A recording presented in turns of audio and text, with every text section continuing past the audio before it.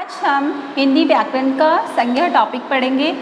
सबसे पहले बात, संसार में जितने भी नाम है, जितनी भी वस्तुओं के नाम में कोई भी नाम हो, सभी क्या है आपके संज्ञा शब्द। अब संज्ञा किसे कहते हैं? किसी प्राणी, वस्तु, स्थान, गुण, भाव के नाम का परिचय कराने वाले शब्दों को संज्ञा कहते हैं।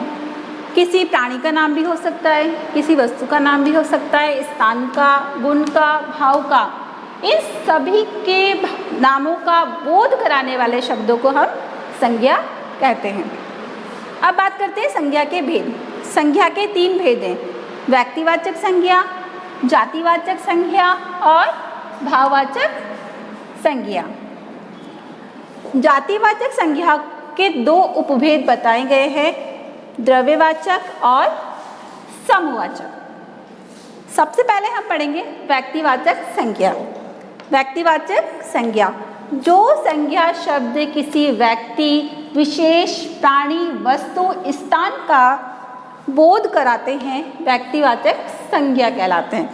जैसे नरेंद्र मोदी, ये क्या है? पर्टिकुलर एक नाम है, ठीक है, तो ये कौन सी संज्ञा हो जाएगी? व्यक्तिवाचक संज्ञा। राम, राम भी क्या है? राम भी एक नाम है, तो ये कौन सी संज्ञा हो जाएगी आपकी? व्यक्तिवाचक संज्ञा। अब हम बात करें यहाँ पे महाभारत की, ठीक है, तो महाभारत क्या है? ग्रंथ का नाम है, पर पर्टिकुलर एक ग्रंथ का नाम है, इसलिए इसे किसमें व्यक्तिवाचक संज्ञा में बताया गया है। सपोज करो यहाँ पर ग्रंथ होता, तो ग्रंथ तो एक जाति हो गई कि ग्रंथ में सभी ग्रंथ आ गए, तो वो जातिवाचक संज्ञा में चली जाएगी। तो ये महाभारत क्या है? यहाँ पे पर्टिकुलर एक ग्रंथ का नाम है, इसलिए इसको व्यक्तिवाचक संज्ञा कहा गया है, ठीक है। प्राणियों के नाम, कामधेनु, देवताओं की गाय का नाम, ठीक है। स्थानों की बात करें, दिल्ली, लंदन, ये सब क्या है? स्थानों के नाम है, इसलिए हमने इसको क्या कहा? व्यक्तिवाचक संज्ञा।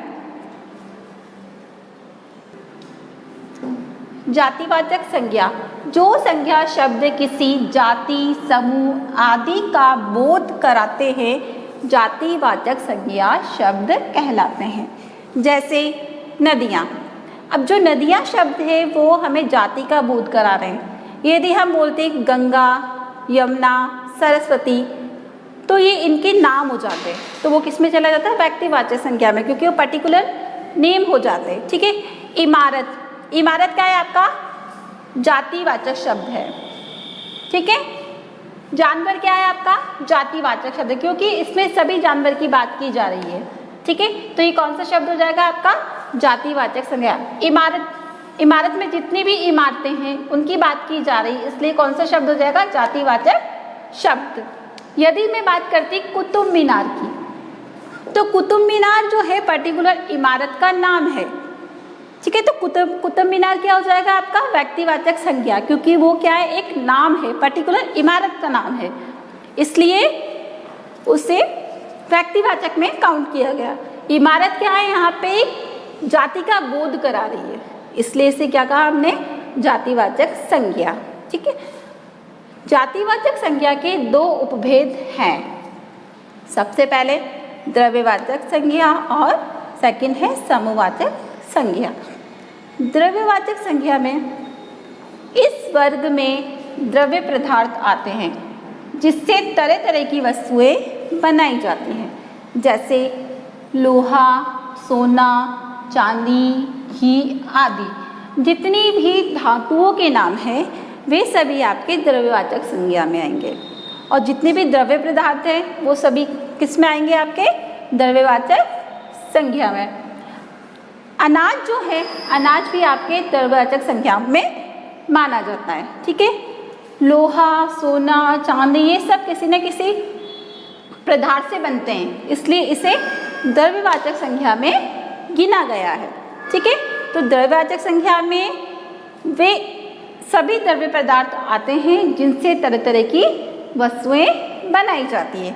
ओके, सेकंड बात करते हैं हम समूहवाचक संज्ञा।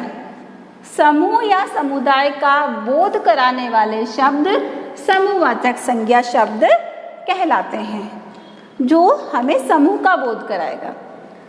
जैसे कक्षा, कक्षा में क्या होते हैं? काफ़ी सारे बच्चे होते हैं, और बच्चे होते हैं तो क्या बनती है, कक्षा बनती है। समूह से क्या बनी, छात्र छात्राओं से क्या बनी, कक्षा बनी। तो कक्षा क्या है आपका, समूहवाचक संज्ञा शब्द। सेना, सेना किससे बनी है, जितने भी सैनिक हैं उनसे मिलके क्या बनी, सेना। तो सैनिक, जैसे सभी सैनिक मिले तो क्या बना, समूह बना, और समूह से कौन सा शब्द बना, सेना। तो सेना शब्द क्या हो जाएगा आपका, समूहवाचक संज्ञा। परिवार, परिवार किससे मिलके बना है, बहुत सारे सदस्यों से मिलके क्या बना, परिवार। तो परिवार कौन सा शब्द हो जाएगा आपका, समूहवाचक संज्ञा शब्द। इसमें हम और बहुत सारे एग्जाम्पल्स भी ले सकते हैं, जैसे कि भीड़, भीड़ क्या है आपका, समूहवाचक शब्द है। जनता क्या है आपकी, समूहवाचक शब्द है। तो ये सारे शब्द कक्षा, सेना, परिवार, भीड़, ये सब किस में आएंगे आपके, समूहवाचक संज्ञा में। तीसरा संज्ञा का भेद है भाववाचक संज्ञा। ठीक है, जो संज्ञा शब्द किसी व्यक्ति या वस्तु के गुण, दोष, स्वभाव, अवस्था आदि का बोध कराते हैं, भाववाचक संज्ञा शब्द कहलाते हैं। जैसे प्रेम, दया, डर, सुख, दुख, बुराई, अच्छाई, ईमानदारी, ऐसे बहुत सारे भाववाचक शब्द हैं जो हमें संज्ञा का बोध कराते हैं। उसे हमने क्या कहा है, भाववाचक संज्ञा शब्द।